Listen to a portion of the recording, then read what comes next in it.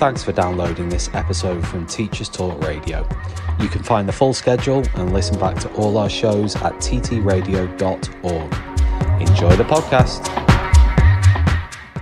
Good evening, everybody. Welcome to Teachers Talk Radio, the late show with Emily Fuller-Runshaw, which is going to be starting in just a moment. Before I hand over to Emily, perfect opportunity for me to give a shout out to Pearson MFL, who sponsor this and every Teachers Talk Radio show. Pearson EdXL's new student-centered French, German and Spanish 2024 GCSEs cater to the needs of all learners, regardless of their background, ability or their reason for studying. We're really proud to have Pearson supporting this show. Their new qualification is rooted in learned language knowledge. Their assessments are transparent, accessible, and allow all students to showcase their language skills through inclusive and relatable content.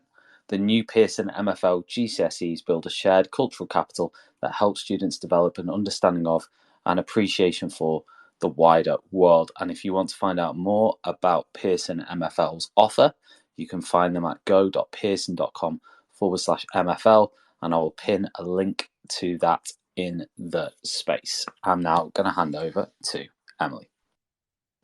Good evening, everyone. I know it's 7:30 in the UK. It's actually currently 10:30 in the UAE. So thank you to Kat, who I'm going to be interviewing today, for staying up this late after a full week of induction to explore all things outstanding teaching and learning. So it's very much appreciated.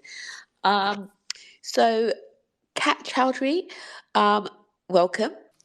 Thank you. Thank you once again, for staying up so late, because I know, this is the first week of induction in the UAE, and it's very tiring. So yeah, I really do appreciate the fact that you've stayed up late on a Friday as well to discuss all things outstanding teaching. So before we delve into, what outstanding teaching looks like, if you just tell us a bit about yourself. Who is Kat Chowdhury? Yeah, so I'm Kat. I've been teaching about just over 10 years now, and I started my teaching in Slough. So kind of really kind of built that foundation. I started as an English teacher, and then became head of media. And then in 2017, I took the courageous decision, myself, my husband, and then 18-month-old baby, to move to Abu Dhabi. And I've been here ever since then, since I had 2 more children since being out here. Been English teacher, media teacher, head of English, and now I'm a deputy head out here. So it has been a journey, but loving every minute of it. So that's me. That's amazing, Kat. It seems like you've had a really successful career, and you said that you moved up to Abu Dhabi in 2017, I believe. So what made you move, and what has it been like so far teaching abroad? Yeah, I think I've always wanted to travel and live abroad. My dad was in the Air Force, so I'm used to traveling anyway. I think it was more of a shock when my husband, who has never left Reading, decided to up and leave. So for me, kind of traveling is in my bones. And Abu Dhabi just seemed really attractive. Packages out here, the sunshine, and I've loved it ever since I've been here. I think Abu Dhabi in particular, if you've got a family, it is so family orientated. It's one of the safest countries in the world. It's 45-minute drive to Dubai. So it's just very welcoming. So nothing like what people expect it to be like. But yeah, I mean, I couldn't imagine leaving. We've kind of set up home here now. It's nice to go back and visit family, but this has become our home now. So no plans on leaving anytime soon. That's amazing because, as you know, this is my first week in Dubai. I landed on Saturday, and it's been interesting. I really like it so far. I really do. I haven't taught the kids yet, but yeah, there's going to be things that I would like to talk about in terms of how schools differ from the UK, um, you know, with the UAE as well. And, before we go into what an outstanding teaching and learning looks like, what tips do you have for those that may want to teach abroad or seek to, teach internationally? Yeah, I think out here, you have lots of different types of schools. You have the private schools. Majority of the schools out here are private schools. So you're going to be with a whole range of international students, which is refreshing. It's quite nice to get to know people from all around the world. But then you also have, the charter schools. You've got the MOE schools, the local schools, which they all kind of vary in the way they run things. We have the British curriculum, the American curriculum, the IB curriculum. So those things are pretty much the same. The children are children, regardless of where you teach in the world. That's one thing that doesn't change. A teenager is still a teenager. Um, I find that they're more kind of reserved here. I think the cultural backgrounds, that you don't have the same discussions as you would in the UK. You have to be much more culturally respectful, obviously. But generally speaking, they are, just like you would expect at home. And um, I've always enjoyed the students out here. You get the cheeky ones, you get the quiet ones, you get the studious ones. I think the biggest thing I've noticed different is teachers in general out here are much more kind of collaborative. There's much more of a kind of community, I feel. People are more willing to share ideas and discuss. I mean, I've been out of the UK for, this is my 7th year now. So I don't know what it's like anymore, but I definitely feel out here teachers are wanting to get involved and be collaborative and share things, which is quite nice. That's amazing. Thank you so much for sharing your experiences. Yeah, I feel like I agree with that community aspect because it's like, although I've been here for a week, I feel like the staff almost become like your family away from home. If that makes sense, it's like Yeah, the initial people that you meet and then you start to build those relationships yeah. there, I would say. I think as well, you find that people who generally take that trip and take that journey abroad, they have kind of a similarity in them. You all have that same love for traveling. You both have that kind of same interest in meeting other people and having that kind of worldly aspect to you. So I think you do kind of bond really well, and like you said, they do become your family away from home. And I've got lots of friends that my kids call auntie, and because their kids have grown up together, and it is really close knit. It's lovely. Oh, that's amazing. I just wanted to say welcome to new listeners, so Mrs. Zig and Tom. So if there's at any point that you wish to ask Kat or myself some questions in regards to teaching abroad or outstanding teaching and learning, please feel free to request. Okay, so we're just going to get straight into the main topic of outstanding teaching and learning. And I know that you're an expert in this. So to you, how would you describe an outstanding teacher, and what distinguishes an outstanding teacher from a good teacher? It's an interesting one because we all aim to be outstanding, and it's this like elusive prize that we're all aiming for. And we all think it comes down to that one-off lesson observation, and we all panic about that lesson observation. It's got to be perfect and we've got to tick all those boxes, and they're almost unrealistic expectations. For years I would get well done, that was very good, with outstanding features, and in any other job that would be a positive thing. But for us teachers, we're very critical of ourselves, so to hear you're very good with outstanding features just makes you feel like you're not good enough. And we're always striving to be better, but through kind of my research and my passion in teaching and learning, and my focus mainly on John Hattie and effect sizes, and it's taught me a lot about mindset, and that being outstanding, it's not a tick list. You can't just, if I do this, and this in my lesson and I get an outstanding, for that one-off lesson, that doesn't necessarily mean, you're an outstanding teacher. It means that, well done, you pulled it off in that lesson. But,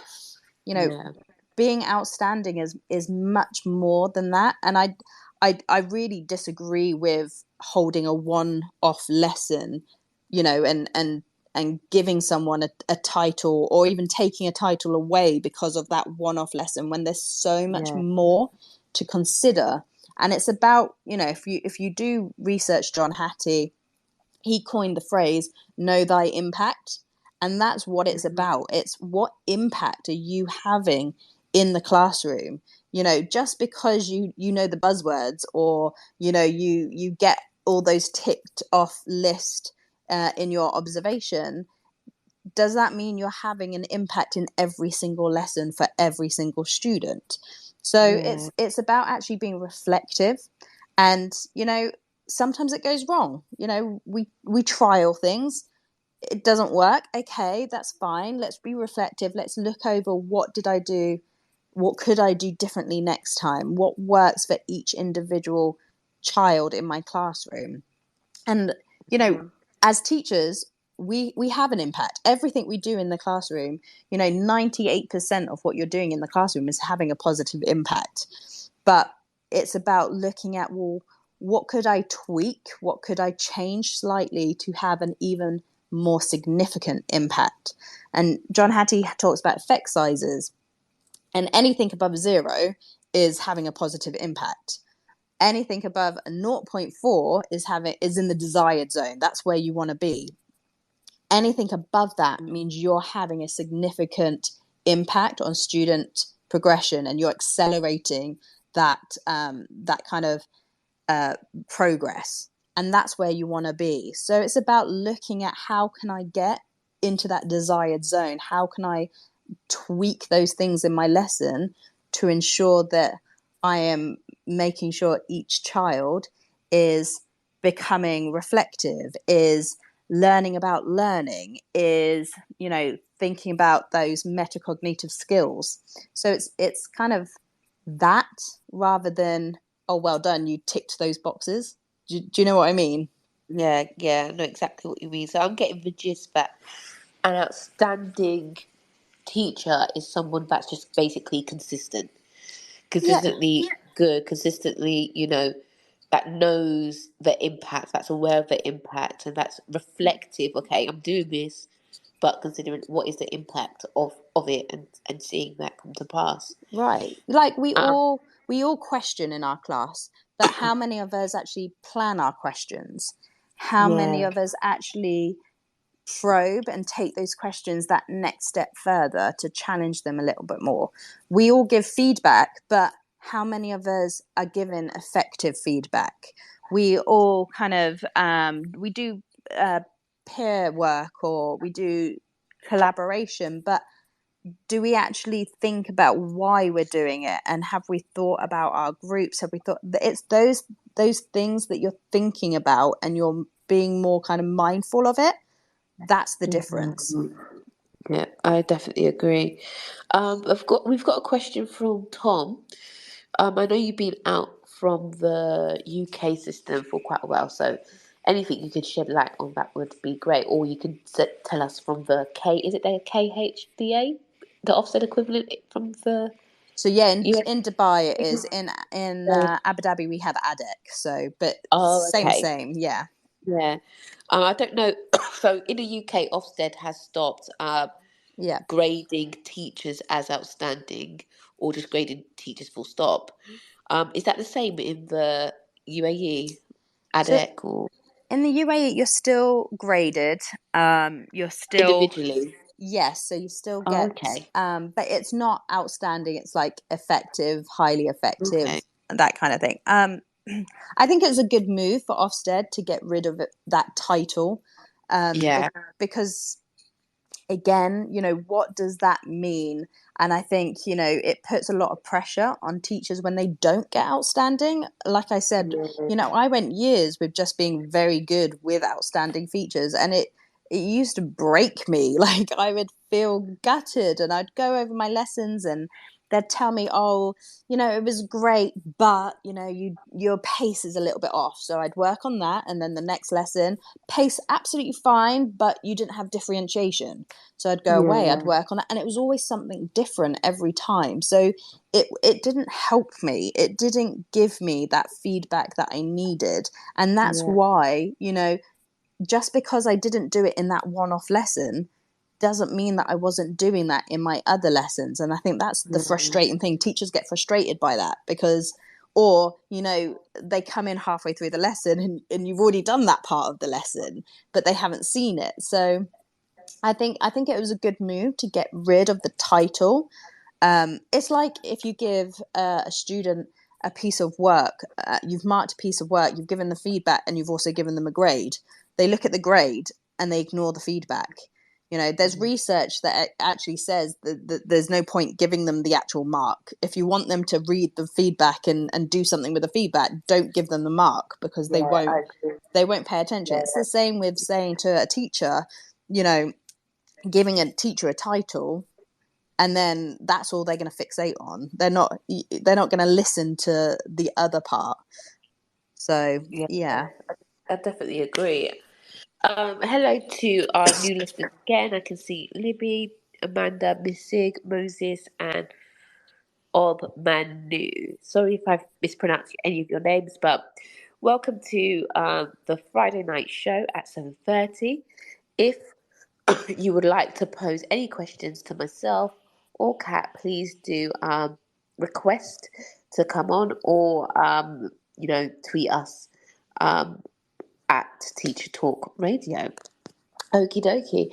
So, my next question for you, Kat, is, how can we become outstanding? And as you mentioned before, if we just, kept the old Ofsted way of grading teachers as outstanding and good and all that jazz, I feel like the danger of some teachers consistently getting outstanding, although, that is a great confidence booster, is it mitigates that growth mindset and the need Yeah. to kind of improve, because a previous school that I was in was labelled as outstanding and just started to coast a bit, Mm. if that makes sense. But whether we are outstanding continually, whether we are good continually, or whatever, labels we want to give ourselves, I believe every teacher should strive to be outstanding. And I forgot who said it, but I don't know if it was Dylan William or somebody else that said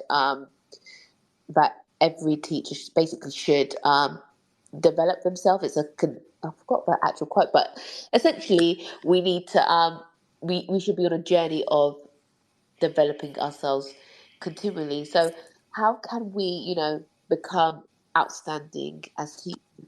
Yeah, I think you're absolutely right there. That by as soon as you say, "Oh, this person's outstanding," you run the risk of them kind of sitting back on their laurels and being like, "Well, I'm outstanding. I don't need to try Yeah. anymore."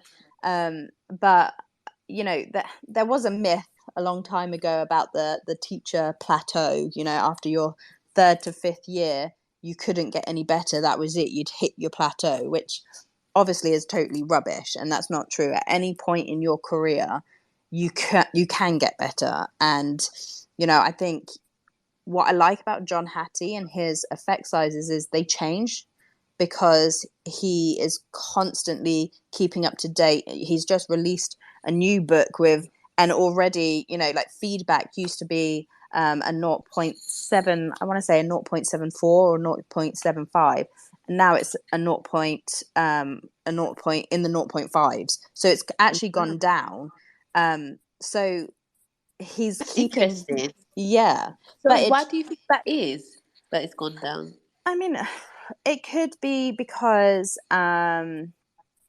people are, it could be two ways, I suppose. It could be the fact that people now are taking it more seriously, and so therefore other things have become more impactful. Or it Yeah. could be that, it's people are still not doing it as well. I would imagine like people now are starting to realize that there's more to feedback. I think that's kind of the buzz thing at the moment. Everyone's talking about feedback. So maybe now, because people are taking that on board, it's working, and now other things have become even more effective. So I don't know, but you have to kind of keep on top of that pedagogy, and I think it's so important.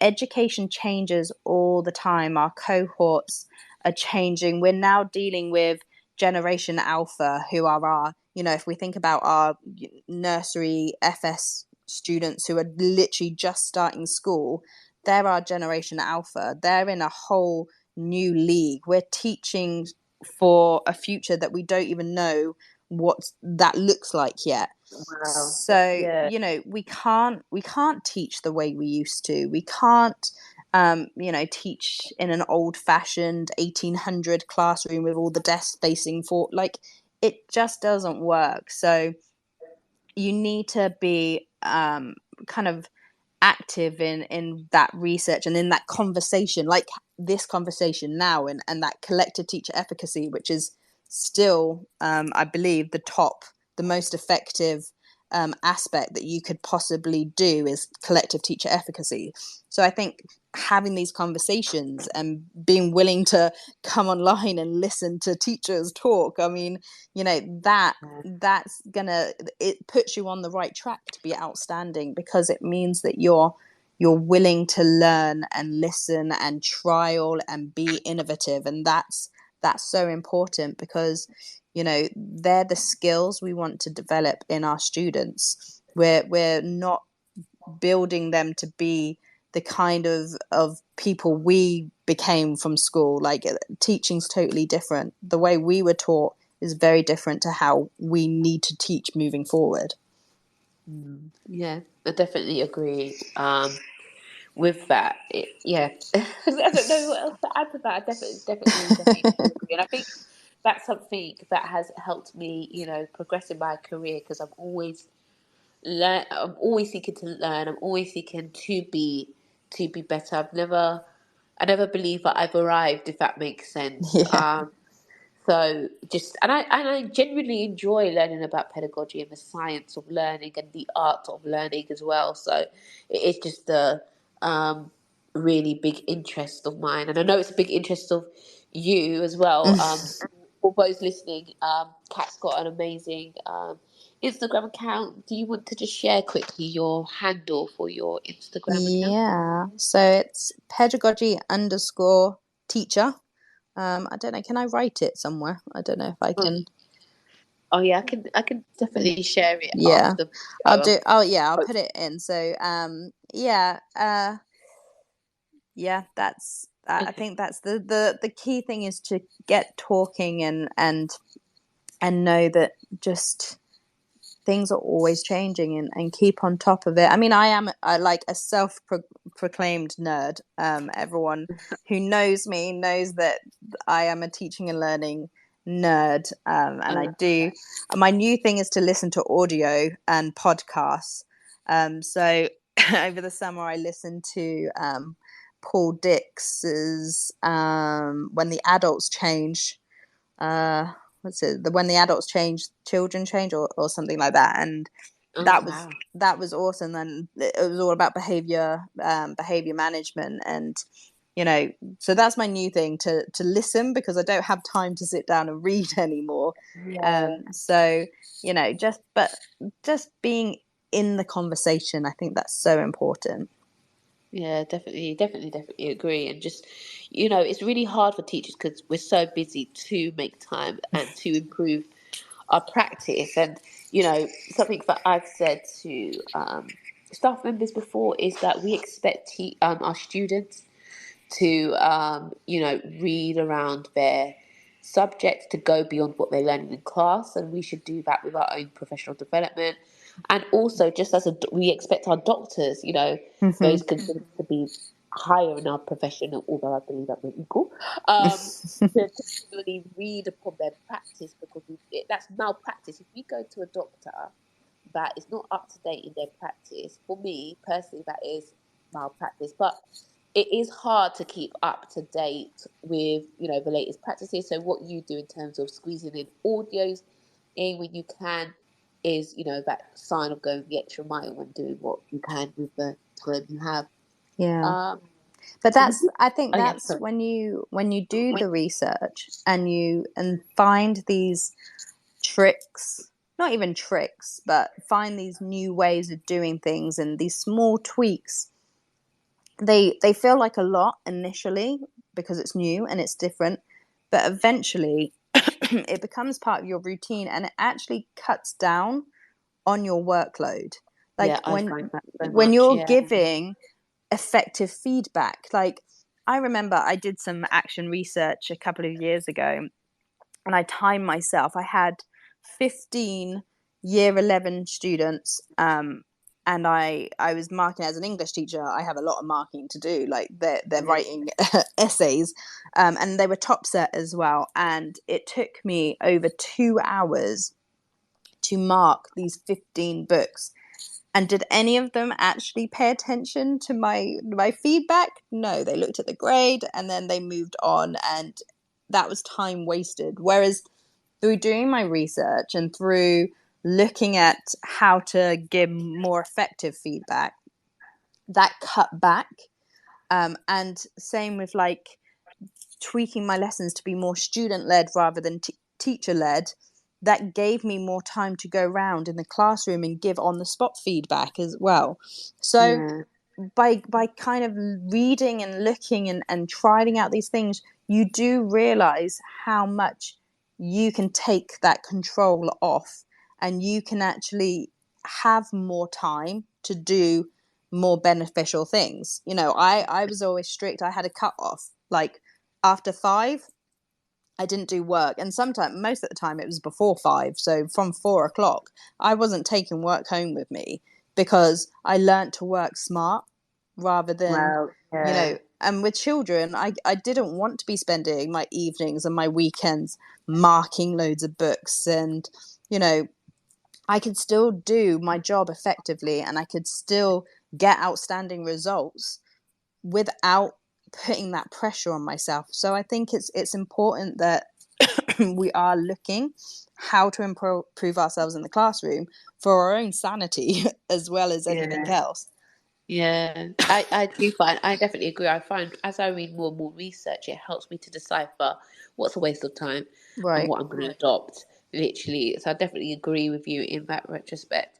You mentioned a key term before, and I don't know if leading to CPD, I realised that not everybody knows certain terminology like tier 1, tier 2, or various words like that. But you mentioned a phrase called collective teacher efficacy. Efficacy. How would you describe that? How would you define that term?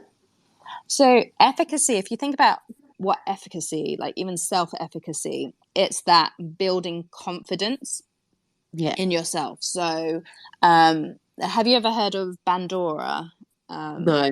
Okay, so he he came up with the theory of efficacy, and the idea that people kind of build confidence through mastery, so practicing something and getting better of it, through vicarious experiences, so watching other people do it builds their confidence so that they try it themselves. So efficacy is all about kind of building that confidence and building that ability to, when you are stuck or if you don't know what to do, you have the tools to get yourself out of those situations.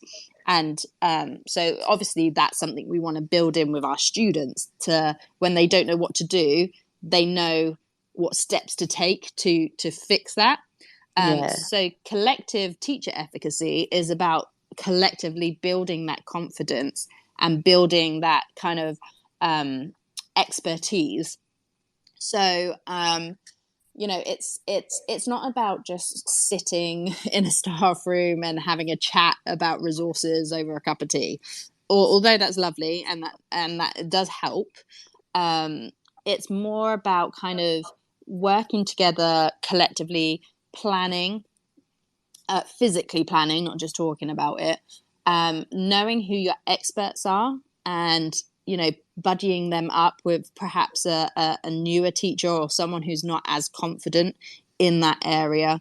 It's about kind of, we have like COPs, which are communities of practice, where we have groups of teachers who work on a specific thing together. So it might be, for example, one group is looking into behavior management, and as a group they'll research, they'll discuss, they'll trial things, they'll put together then the CPD to then present it to the rest of the school, so they kind of become experts in that area, which is quite nice then, because then you can have, so we have bespoke CPD. So rather than just sitting everyone in a hall and just talking at them, like, everyone has to focus on this, like everyone has to focus on feedback or everyone has to focus on assessment for learning. It's more, okay, where are your areas that you need to develop? Let's put you into a group of others who also need to develop that area, and let's get you guys working on that, chatting about it, researching, trialing, discussing, and then present back to us. So that builds that sense of collective teacher efficacy, and that's going to have the most impact. That's why John Hattie puts that at the top. That's going to have the most impact on student progress, because you are collectively raising that high standard, and you are collectively making sure that every student that you come across is getting that kind of excellence and is getting that strong, high expectations and that expert experience. That's amazing. So that's literally like the work of those in charge of teaching and learning, and also middle leaders to kind of build that efficacy within departmental level, where it's like meetings, I suppose, and middle leaders are trying to build a CPD program within that. So I guess it's everyone. I think everyone's responsible, and leaders create leaders. I think it's not about a hierarchy. You could have like as a head of department, I could see where my experts were, so I would utilize that, and I would get them leading on things, and I would get them, like I said, buddying up with others. They would be the ones that I would suggest, come look at this person teach, have that open door policy where anyone could pop in at any point just to kind of get an idea of how they taught in a certain way, or if they knew they were going to have like a reflection lesson, they would be willing to, my door's open if you want to come in, I'm there. Okay, thank you for that. That's really interesting. And you mentioned John Hattie quite a lot. Is he your favourite? He is. He's favourite? actually he was in Abu Dhabi recently, or even maybe Dubai, but when you have CPD at the beginning of the year, and usually it's SLT just talking at you, and it kind of goes in one ear and out the other because you're tired, and all you're thinking about is, I need to plan, I need to do this, that, and the other. When I came out here, the first CPD that my old school did was about visible learning, which is what John Hattie kind of introduced. And for the first time, like, my ears kind of pricked up, and it was all about evidence-based research. It wasn't just we're doing this because I said so. It's look at the evidence, look at the impact. I mean, John Hattie's done thousands. He's done so much work and research across thousands of schools around the world. So you can't really argue with the data. And like I said, his effect sizes change as well because he's constantly keeping on top of everything. So yeah, I would definitely recommend looking at visible learning and what he talks about in terms of effect sizes. Amazing. I'm just going to quickly go on a thanks for sharing that. I'm just going to quickly go on a short break, and on this break I'm just going to quickly talk about Pearson's Edexcel's new student-centered French, German and Spanish 2024 GCSEs. They cater to the needs of all learners regardless of their background, ability or reason for studying. Rooted in learned language, knowledge, their assessments are transparent, accessible, allowing all students to showcase their learning skills through inclusive and relatable content. The new Pearson MFL GCSEs build a shared cultural capital that helps students to develop an understanding of and appreciation for the wider world. Find out more at go.pearson.com/MFL. Okie dokie. I've been talking to Kat around outstanding teaching and learning, and I've posed several questions. One being what constitutes as outstanding teaching, and we've been discussing all things research and visible learning and so on. So I know one of the aspects of outstanding teaching, Kat, is administering feedback. So how does an outstanding teacher, give students feedback? I think we naturally want to just praise. We want to say, well done. That was great. And when I've done like book scrutinies in the past, often I'll flick through books and I see well done and brilliant and excellent. But the problem with that is, as much as it's nice to see those words, it doesn't serve a purpose. Yeah. And I think, praise can be given in a much more structured way. This is why success criteria are so important. We need to be making sure that the feedback that we're given links to that success criteria, that the students can see where they're at on that ladder or like the grade boundaries and what the next steps are. Even like, Dylan Williams and John Hattie again, lots of people, Shirley Clark, there's lots of books out there on feedback, and they all say the same about, making sure that students know where they're at, where they need to be, and what are the steps to take to get there. And when you give feedback, there's kind of three main ways of giving feedback. It can be task-based, so you're giving feedback literally on what they've worked on. It could be feedback based on the process, so process-based. So you're giving feedback on how well they came up with that answer. So you're looking at, okay, I like the way you got to that answer, but why is it not this? Or what if we change this aspect? So you're teaching them how they've thought, which is really important. And then self-regulatory feedback, where you're modeling and teaching students to be able to look at that success criteria and give their own feedback to each other, that peer assessment. And, the 2 stars and a wish, it works brilliantly as long as you've got that success criteria, as long as that it's just not, I like your handwriting, or well done, you answered the question right. Again, that is pointless. Sorry, just having a quick drink. Oh, no. So yeah.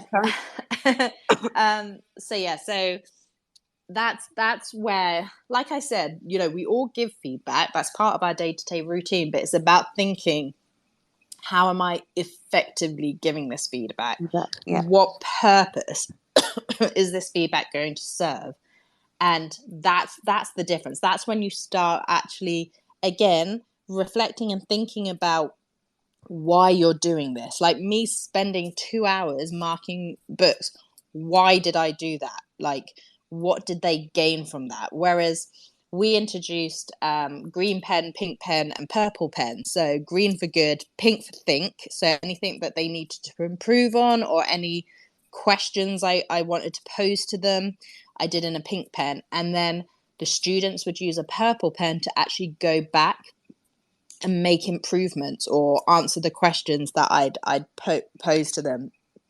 And that's where that self-regulatory comes in, because as an English teacher, the amount of times I've commented on, you need to work on your punctuation, and then the next piece it's the exact same again, and it's the same again the next piece. And whereas with the purple pen, I teach them that the first draft isn't the final draft. Nothing is perfect first time round. Take your purple pen. I'm going to give you this reflection time. Go back and fix those mistakes.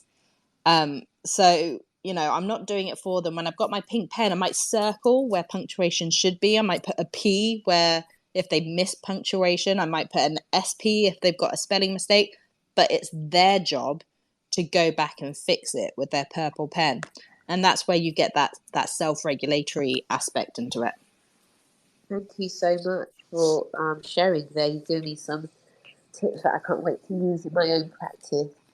And I like the main word that I like in terms of what you said in your answer is purpose. Really being reflective and considering what is the purpose of this? Is it beneficial, to the student as well? Is it making great use of my time? In the UAE, I know student voice is really popular out here. I know in some UK schools it is still used as a way to evaluate the curriculum and pedagogy practice in school. So what tips would you give in terms of maximizing student voice in order to build outstanding teaching? I don't know if you can Yeah, hear I can me. hear My you. internet, Yeah. I think, has gone a little bit slow. Oh, no worries. No, but I can hear you. Hello?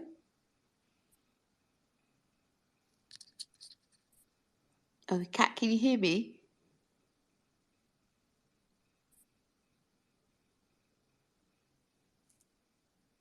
Hello?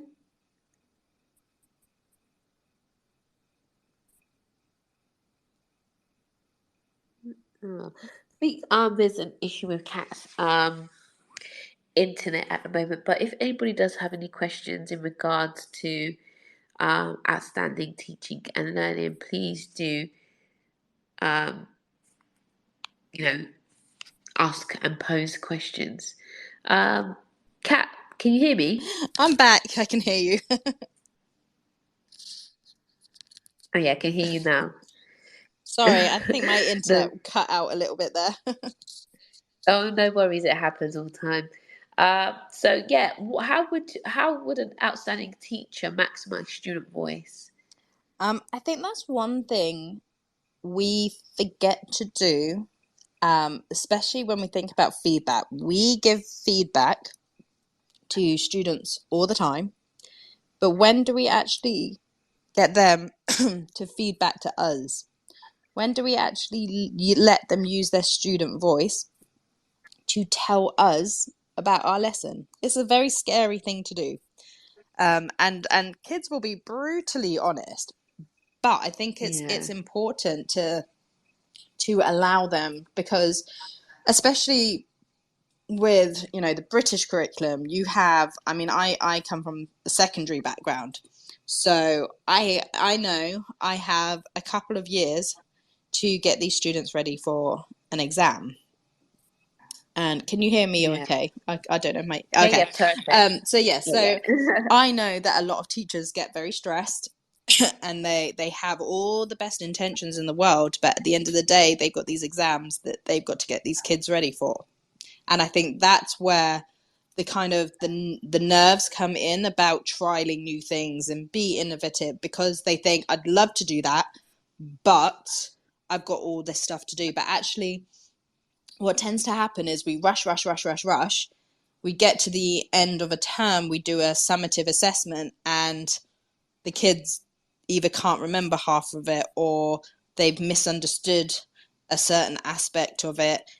And by then, we've finished the unit, we're ready to move on to the next. Whereas incorporating student voice throughout means that you can kind of slow it down a little bit and make sure that you're being thorough initially straight away, rather than waiting to the end and then realizing, oh, they haven't got this, because then you have limited time to then revise and go back over it. So it's important to keep that communication open and make sure that students are feeding back to you and being honest whether or not they understood, whether or not they need more time, whether or not you need to go back over something, and allow them to have that conversation with you. I agree. It is very scary, as you said, student voice, and some people say that it can be subjective, or it should be taken with a pinch of salt, because students, would want to overly praise their favorite teacher, and students might want to, kind of really be pessimistic about a teacher that they don't necessarily like, but is quite effective. What would you say to somebody that argues, against student voice? It's probably someone who's had a negative comment who's going to be against student voice. I think, yes, sometimes you're going to have, especially if you're in a secondary school, you're going to have teenagers who are going to be very sharp. But, yes, in some cases, those things you take with a pinch of salt. But you're not asking them, do you like me? Was I a good teacher today? Did you enjoy my lesson? What are you going to, again, thinking about what's the purpose of that feedback? That's not necessarily going to help you. Whereas if you are more kind of, did you understand my lesson? Did you understand the topic? Yeah, I definitely agree. Otherwise, if you open yourself up to, do you think I'm cool? You're going to have a load of 15-year-olds say, absolutely not. So. Because, students are the ones that experience our curriculum on a day-to-day basis. So it's another, tool and avenue for us to have a window into the curriculum that we offer our students. And when I did, for Key Stage 3 as HOD, I did send out a forms questionnaire at the end of each inquiry, and sometimes I do focus groups with Key Stage 5 and Key Stage 4, SEN focus groups, or boys focus groups, or pupil premium focus groups, and the questions I posed wasn't necessarily even related back to specific teachers. It was more focused on the curriculum and what sort of pedagogy that they use. And a great book that helped me with formulating these questions is called Pupil Book Study by Alex Bedford. It's amazing in terms of helping me formulate the questions, and I would always interview the students with their books as well. So show me a work that you're most proud of, or or something that you didn't quite understand. Why didn't you understand? So it's not related specifically or made personally at a teacher, because I think that's what teachers are nervous about. It's more about our curriculum offer, I suppose. Yeah, I mean, of it. We've done student voice in collective student voices in the past of, I did one as a department, and again, no names attached. Like it didn't tell me which teacher specifically they were talking about, but I wanted to get a gist of were the non-negotiables that we expected to be in every lesson, were they happening? So, does your teacher explain the lesson objective to you? Is there a success criteria in your lesson? Do you do feedback? Do you do, we call it DIRT, so dedicated improvement and reflection time. So do you have DIRT lessons? So that kind of was nice to kind of get a general idea of where as a department we needed to focus more on, and whether or not that meant, do we need to build in some more collective planning? Do we need to have a kind of set PowerPoint structure? Like, it just kind of opened up that conversation of what we could do to make sure that all of our students, because at the end of the day, the students are at the center, and it's not fair. Like, if you've got 5 teachers in your department and, one group they're all teaching the exact same topic to the exact same year group, but, one group is accelerating in their progress and another group is held behind. At the end of the day, it's not fair on that student, because, we've not picked the good students to go in the accelerating class and the bad students to go in the low. Like, it's because we need to be working more with our teachers to make sure they know the curriculum well, that they are incorporating the same things that effective teacher is doing, that they're also doing that. So I think that's really important, that you have those professional development conversations, and that's where I was talking about collective teacher efficacy. Know your experts and pairing them up so that every student gets that same high expectation. Yeah, definitely agree with that. My next question is, how do outstanding teachers use questioning?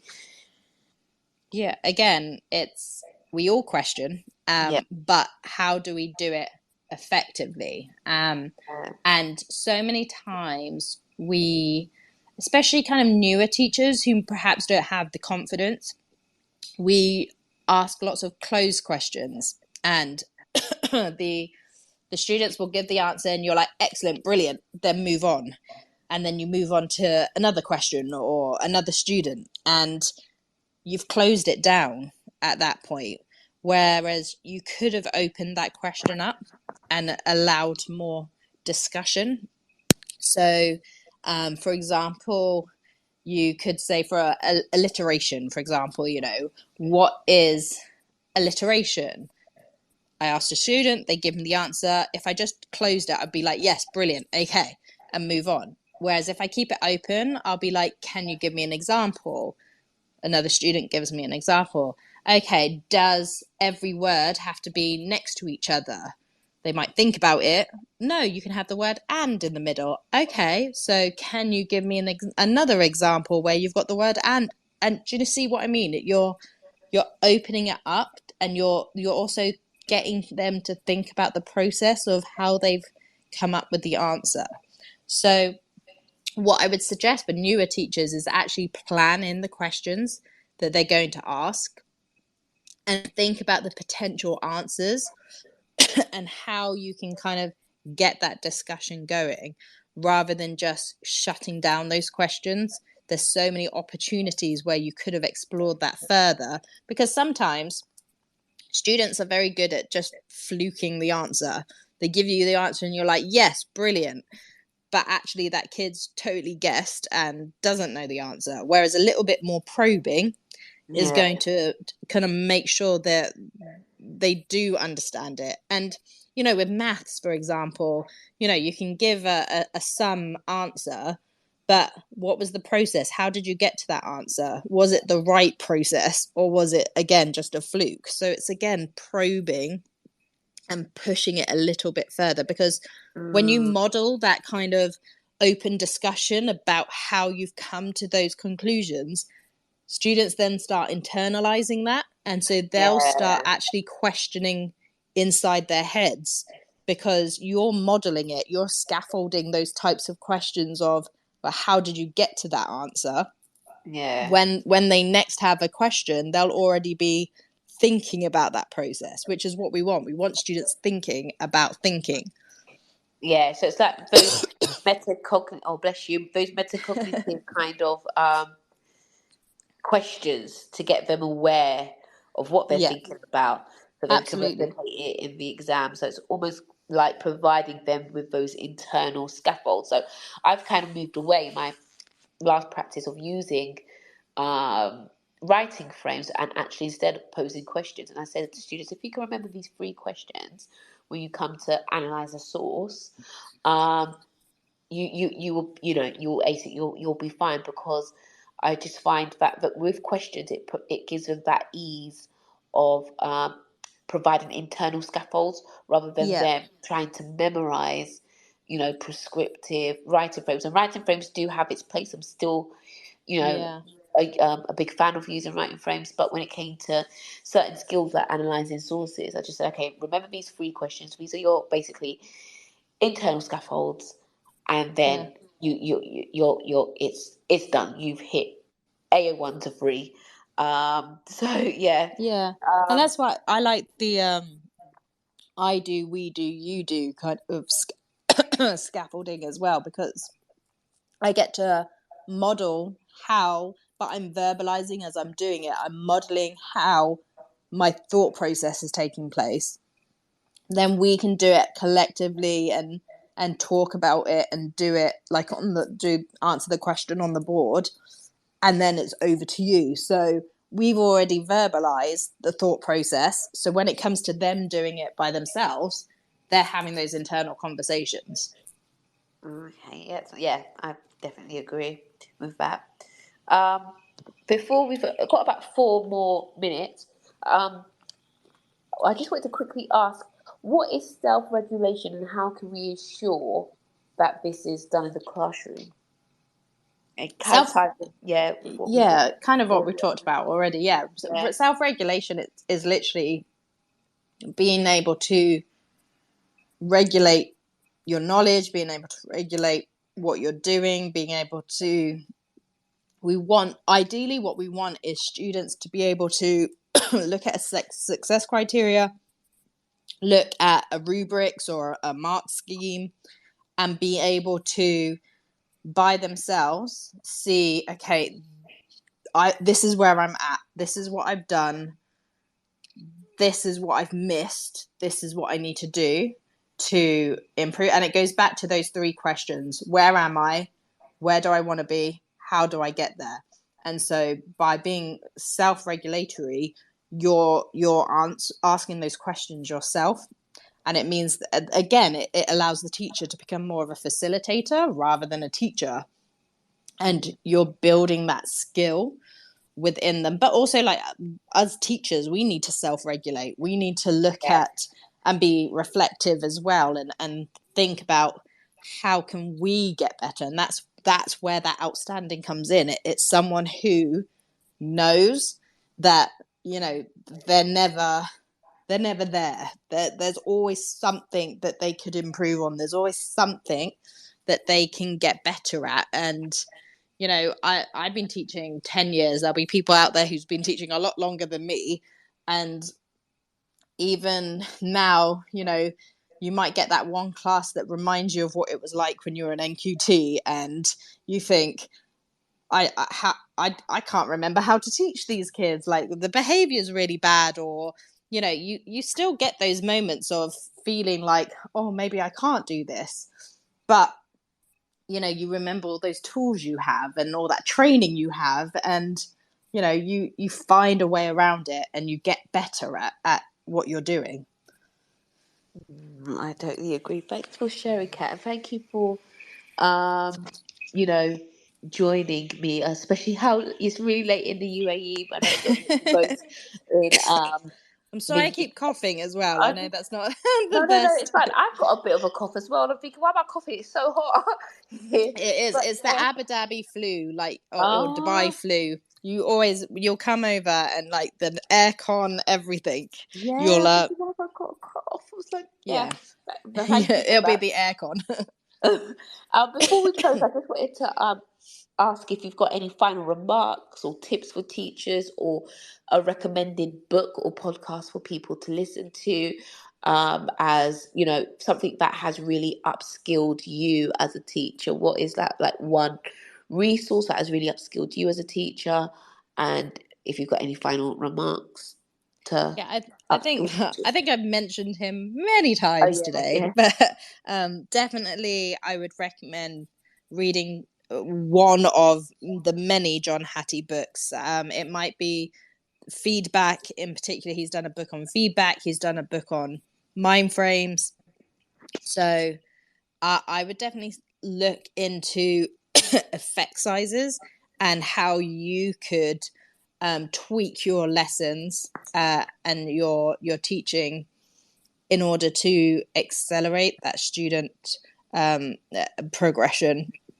And I think that's the key thing. If you want to be, and again, I hate using outstanding, but if you want to be, you know, one of those strong, effective teachers, it is about making sure that you are being reflective, that you are keeping on top of the research and the pedagogy, and that you are, you know, stepping out your comfort zone and being innovative in the classroom. Small tweaks. That's all I'm going to say. Just small tweaks can go a long, long way. That's amazing. Thank you so much, Kat, again. And if you haven't, already, if you're not already following Kat, please do follow her. Just following her will upskill you as a teacher. And she creates these like infographics, especially on her Instagram, whereby if you don't have time to read those nuggets of wisdom that she shares, read those infographics that she creates and she shares on her Instagram. That's a good starting point. So thank you so much, Kat, for joining me and, giving up your Friday evening. Thank you for having me. Mr. Swiddle's got a quick question. He said, "Can you share the reading you recommend, please?" Oh, she did. Do you mean it as a link, Mr. Siddle? Because she did share anything by John Hattie that you could read. Yeah. Thank you so much again, Kat. I hope everybody else enjoys the rest of their weekend. I believe this will still be on Twitter if you wanted to um re-listen or listen afresh to Kat's Nuggets of Wisdom. And yeah, look forward to my next talk, which will be at the end of September sometime. So please look out on Twitter for more information in regards to that. Have a lovely evening, everyone. Bye. Bye, everyone. Bye. Bye.